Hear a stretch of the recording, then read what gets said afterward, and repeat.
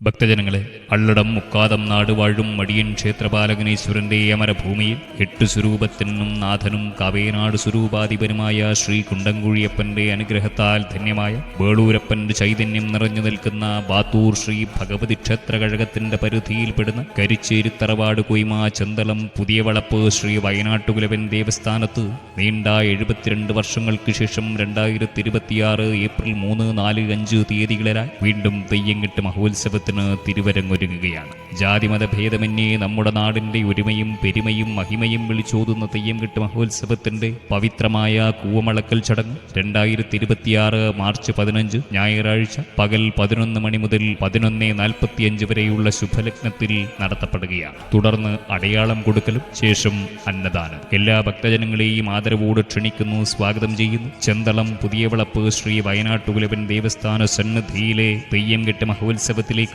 വിശിഷ്യ മാർച്ച് 15 നടക്കുന്ന കൂവമളക്കൽ ചടങ്ങിലേക്ക്.